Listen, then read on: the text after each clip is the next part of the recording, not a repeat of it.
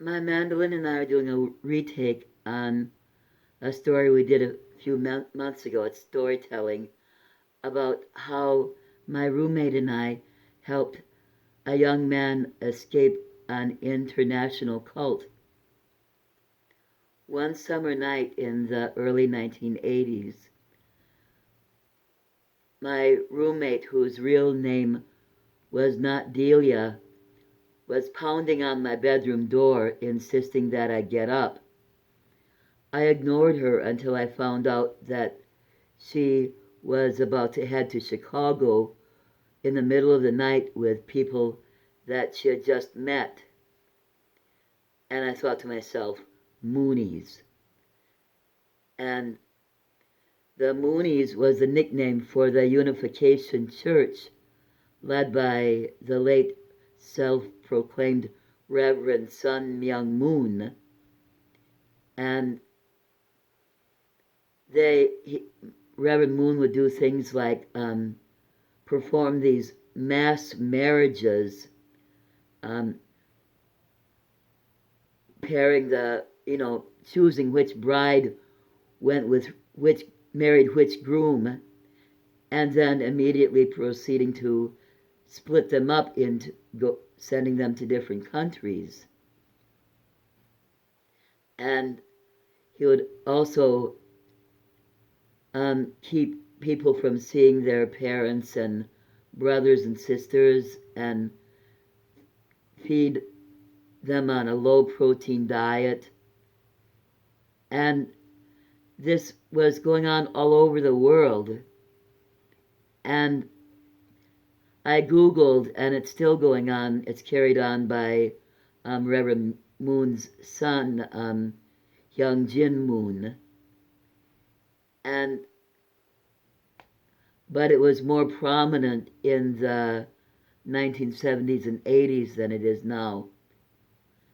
And when I came out, I found out that Delia was with an Irish charmer whose real name was not Liam. And Delia went to her bedroom and packed a few things, and Delia and Liam and I went downstairs and met up with a bunch of other people roughly our age from various different countries. Only one was American, the youngest one, whose real name was not Douglas. And he told us that there was a group called CARP, and they're international and they promote peace. And I asked him, are you sure you're not with a Unification Church? And he said that CARP is a separate organization from them. But of course, I didn't believe them.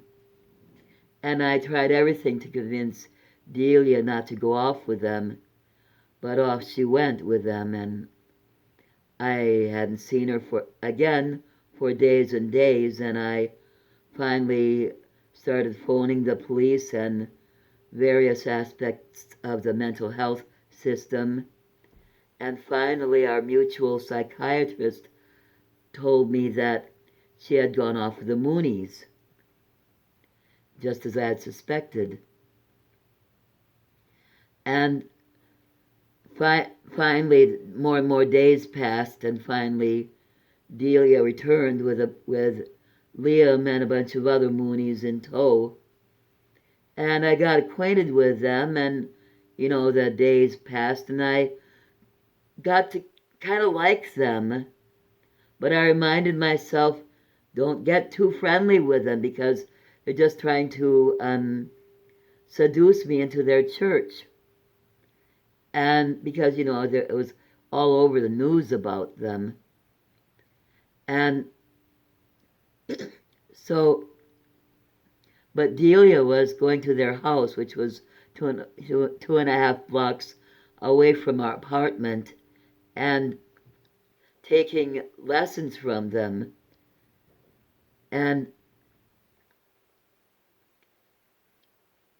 so the weeks passed on like that, and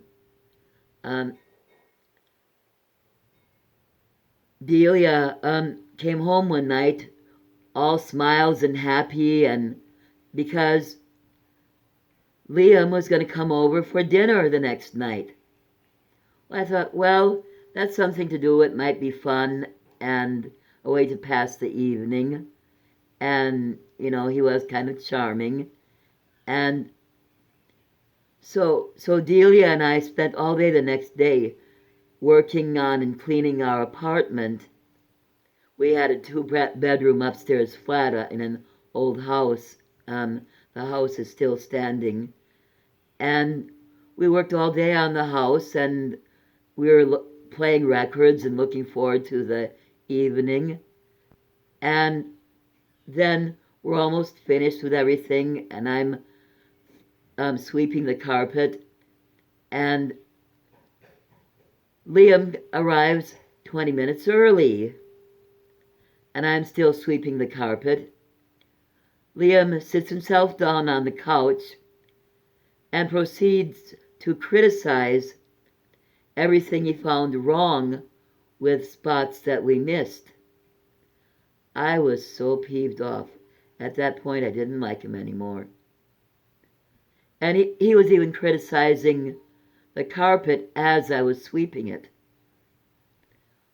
Well, we had dinner, and Liam left immediately after dinner, and Delia was so disappointed. And, before long after that, the Moonies were losing interest in Delia because they figured out that she had a rather severe mental illness. And one thing about the Moonies is they don't want mentally ill people in their church. And when they find out, when they catch on that someone's mentally ill, they kind of push them out. And so is what I'm doing. I'm trying to think, so I'm not hemming and hawing. Sounds a lot more pleasant. So, and also Delia was a devout Catholic, and she had a Catholic education. So she started catching on that they were teaching biblical inaccuracies at their lectures. And so one day she snuck into the back of the house and read ahead on the lessons and discovered that there were a lot more inaccuracies, and that they proclaimed that Reverend Moon was in fact God. So they were mutually losing interest in each other, and pretty soon only 3 of them were still coming to visit us. Liam and Douglas and an Austrian young lady. I don't even remember her actual name in the first place, and let's just say that her name is Bastien. And it got to be the only one left that I still liked was Douglas. But what I didn't like was the way Liam and Bastien were treating Douglas. They criticized every perceived transgression in front of me and Delia, and they were acting like as if they were mommy and daddy, and Douglas was the naughty little boy, even though all 3 of them were in their 20s or early 30s. I mean, Douglas was the youngest, but not that by that much. And, pretty soon Douglas started coming over to visit us by himself and talking about how badly they're treating him, and that he didn't even believe it in anymore. And when he would visit us, it would be because he was sneaking out. They wouldn't let him out. Well, one night, around 9 o'clock, there was a knock on our door. I could already guess who it was. I opened the door, and it was Douglas with his things packed up and smoking a cigarette, which was a no-no with the Moonies. And I said, and he said, I escaped. I said, come in. Well, Douglas stayed overnight. Douglas and Delia and I sat and talked for a long time. And then finally, I went to bed, and Delia went to bed in our respective bedrooms, and Douglas slept on the floor in his sleeping bag. We woke up the next morning, had breakfast, and said goodbye to him, and we said goodbye to Douglas, and off he went. And I never knew whatever became of Douglas. I never expected to. Delia would die by suicide, unfortunately, the next year. And shortly after Douglas left, Delia and I would notice that the house, the Mooney house, was getting more and more run down day by day. And the Moonies were finally evicted from that house. The house was remodeled and declared an historical landmark. It's on the corner of West Washington Avenue and South Broome Street.